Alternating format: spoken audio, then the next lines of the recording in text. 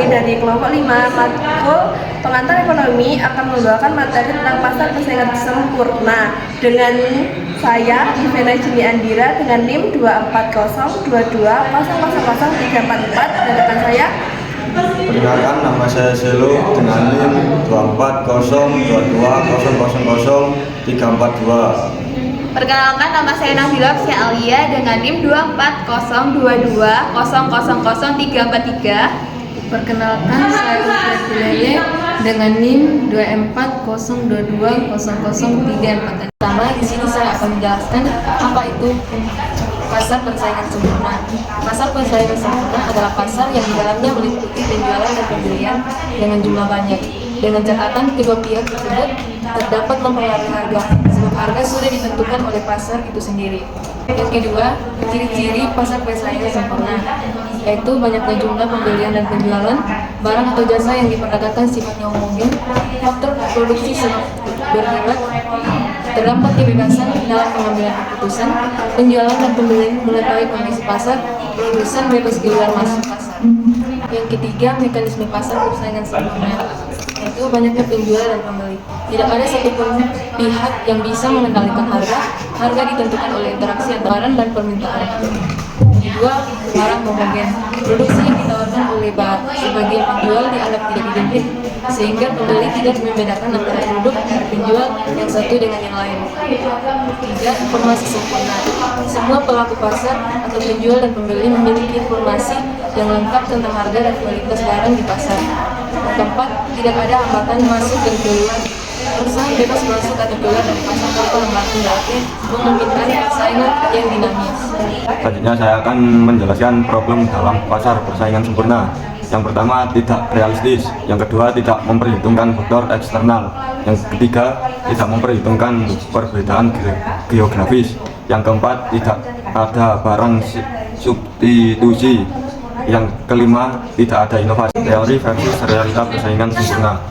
Hambatan masuk melarang persaingan sempurna. Banyak industri memiliki hambatan masuk yang signifikan, seperti biaya awal yang tinggi dalam industri otomotif untuk peraturan ketat dalam industri utilitas yang membatasi perusahaan masuk dan keluar. Meski kesadaran konsumen meningkat di era informasi, masih ada industri di mana pembeli kurang mengetahui produk dan harga. Kendala ini menghambat persaingan sempurna dalam ekonomi. Industri peningkatan mendekati persaingan sempurna dengan banyak produsen kecil yang tidak dapat mengubah harga serta pembeli yang umumnya terinformasi, meski ada beberapa hambatan untuk masuk. Untuk dan kerugian persaingan sempurna. Persaingan sempurna adalah kerangka ideal untuk ekonomi pasar, namun tidak selalu akurat dan berbeda dari realitas ekonomi. Salah satu cirinya adalah margin keuntungan yang rendah karena konsumen memilih harga terendah. Perusahaan tidak bisa membedakan diri dengan harga premium, sehingga perusahaan seperti Apple tidak mungkin bertahan. Kelebihan pasar persaingan sempurna, yaitu yang pertama, menyediakan kerangka kerja yang nyaman untuk memodalkan aktivitas pasar.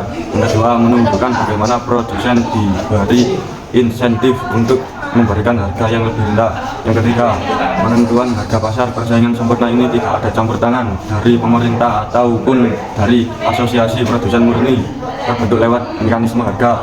Yang keempat, bisa saja terjadi harga yang menguntungkan konsumen pada jangka panjang karena rata-rata harga yang dibentuk dari biaya minuman, sehingga pasar dapat menjamin produksi dengan biaya yang relatif rendah. Yang kelima, persaingan yang ada pada pasar ini sempurna. Yang keenam, dan tidak perlu melalui iklan karena semua barang yang dijual memiliki kualitas, jenis, dan juga harga yang miring. Kekurangan pasar persaingan sempurna yaitu 1. Keuntungan yang diterima cenderung dalam skala normal sehingga akan sulit untuk mengembangkan dan menyediakan dana bagi penjual. Yang kedua, konsumen bisa merasa jenuh pada saat melakukan pembelian karena produknya homogen sehingga bisa membatasi pilihan konsumen. Yang ketiga, persaingan sempurna bisa menimbulkan biaya sosial. Perusahaan yang cenderung abai atau lalai dapat menimbulkan kegiatan produksi yang bisa merugikan masyarakat. Misalnya, yaitu polusi dan juga penggunaan bahan pengawet yang berlebihan. Yang keempat, terdapat faktor eksternal yang telah diperhitungkan terutama pada posisi kesejahteraan untuk konsumen. Yang kelima, tidak memiliki barang substitusi karena barang yang dijual cenderung bersifat homogen. Faktor pengaruh yang mempengaruhi pasar persaingan sempurna. 1. Jumlah penjual dan pembeli. Jumlah penjual dan pembeli yang seimbang membuat tidak ada pihak yang dapat mengendalikan pasar. Yang kedua, barang atau jasa yang diperdagangkan. Barang atau jasa yang diperdagangkan bersifat homogen atau serupa. Yang ketiga, informasi pasar. Informasi pasar tersedia secara sempurna. Yang keempat, kebebasan dalam mengambil keputusan. Penjual dan pembeli memiliki kebebasan dalam mengambil keputusan. Yang keempat, produsen bebas keluar masuk pasar. Produsen dapat bebas keluar masuk pasar tanpa hambatan persaingan harga. Dan selanjutnya kita akan membahas case and solution. Persaingan sempurna adalah salah satu bentuk pasar di mana terdapat banyak penjual dan pembeli, barang yang dijual homogen, serta informasi yang sempurna. Berikut adalah beberapa contoh kasus yang menggambarkan pasar persaingan sempurna. Case 1, yaitu pasar pertanian. Misalnya, pasar sayur di mana banyak petani menjual produk yang sama, seperti tomat. Tidak ada satupun petani yang dapat mempengaruhi harga pasar karena jumlah penjual dan pembeli yang sangat banyak. Nah, kita memiliki solusinya nih. Solusinya pertama adalah koperasi petani. Membentuk koperasi petani atau kelompok tani untuk mengkoordinasi produksi, pemasaran, dan penjualan. Ini dapat membantu mempengaruhi harga dan memberikan daya tawar yang lebih kuat. Solusi yang kedua, diversifikasi produk. Petani bisa fokus pada variasi produk, misalnya tomat organik atau tomat varietas tertentu, untuk menarik segmen pasar yang berbeda dan mendapatkan harga premium. Yang ketiga, peningkatan kualitas dan branding. Menciptakan merek lokal dengan kualitas yang konsisten dapat membantu petani mendapatkan harga yang lebih tinggi dan membedakan diri dari kompetitor. Yang keempat, sistem distribusi terintegrasi. Mengembangkan rantai distribusi langsung ke konsumen, seperti online marketplace untuk mengurangi ketergantungan pada pasar fisik. Selanjutnya untuk kasus kedua, pasar forex, yaitu pasar valuta asing di mana banyak trader melakukan transaksi mata uang karena banyaknya peserta dan transaksi yang cepat. Harga mata uang bergerak secara efisien. Nah, solusinya ini yaitu analisis teknikal dan fundamental. Nah, para trader harus memanfaatkan alat analisis teknikal, yaitu grafis dan indikator, serta analisis fundamental, yaitu berupa berita ekonomi kebijakan bank sentral untuk memprediksi pergerakan harga. Yang kedua, kita itu ada diversifikasi portofolio dengan melakukan diversifikasi pada beberapa pasangan mata uang untuk mengurangi risiko dan volatilitas.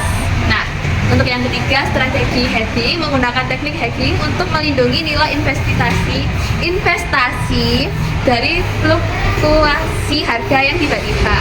Dan untuk yang keempat, mengelola resiko, menerapkan manajemen risiko yang ketat seperti stop loss dan target profit agar tetap terhindar dari kerugian yang besar.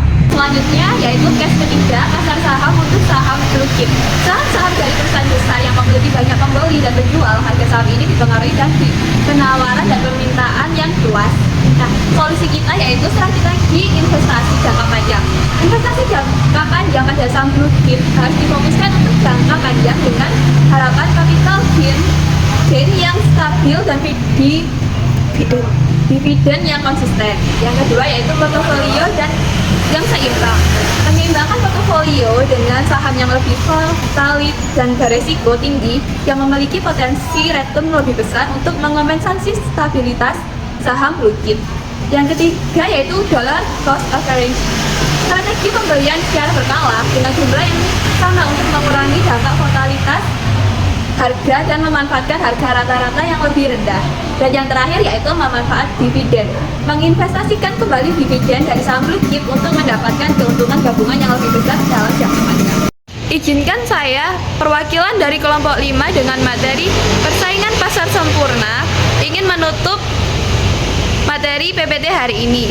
Sekian, terima kasih atas perhatiannya. Wassalamualaikum warahmatullahi wabarakatuh.